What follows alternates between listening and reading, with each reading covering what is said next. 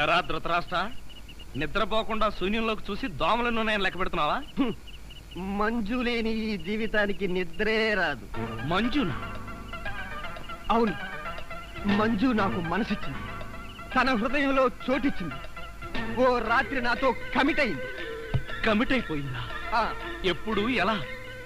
అది అమావాస్య, అర్ధరాత్రి, భయంకరమైన తుఫాను. ఆ వెన్నెల్లో ఆగాగు. అమావాస్య, అర్ధరాత్రి, వెన్నెల. ఏ అమావాస్య నాడు వెన్నెల కురవకూడదా? నీ కథలో అయితే కురవచ్చు. ఆ తర్వాత ఏం జరిగిందో చెప్పి చావు. ఆ వెన్నెల రాత్రిలో నా దగ్గరకు వచ్చి నా చేతిలో చెయ్యి వేసి నిన్నే పెళ్లి చేసుకుంటానికి కమిట్ అయింది. కమిట్ అయిపోవడం అంటే పెళ్లి చేసుకుంటానని మాట ఇవ్వడమా? మరేంటనుకున్నా? అబ్బా, వినేవాడు చెవిటివాడైతే మోగవాడు కూడా ఎస్పీ బాలసుబ్రహ్మణ్యంలో పాడానంట. ఏ బోతద్దాలు, ఇప్పటి వరకు చెప్పిన గొడ్ల గోపమ్మ కథలు చాలు. పోయి బయట పడుకో. నేను ఇక్కడే బబ్బుంటా.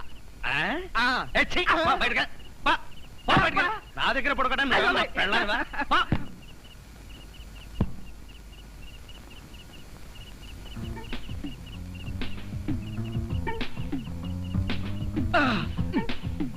ఏమి ట్రైలెట్ ఎంత చెప్పేయమంటావు?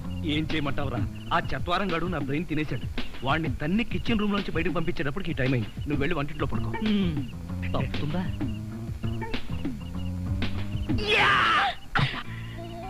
ఏమిటండి కష్టాలన్నీ టోటల్ గా కాంట్రాక్ట్ తీసుకున్నాని. ఎవడైనా తాడు కట్టి పెళ్ళాన్ని తెచ్చుకుంటాడు. నేను తాడెక్కొచ్చి సంసారం చేయాల్సి వస్తుంది. తాడెక్కేటప్పుడు దిగేటప్పుడు జాగ్రత్త అండి. తాడు తెగిపోతే నీ తాడు తెగిపోతుంది. అలా అనకండి. మంజు, నిన్ను చూడకుండా ఒక్క క్షణం కూడా ఉండలేకపోతున్నాను. ఒంపుల వైఖరి సొంపుల వాకిలి ఇంపుగా చూపవే వయ్యారి. వెల్లువ మాదిరి అల్లరి ఆకలి ఎందుకు పోకిరి తాళు మరి. మోవిని మగతావిని ముడివేయనీయవా.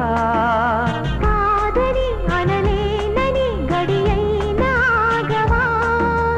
అదుపు పొదుపు లేని ఆనందం కావాలి.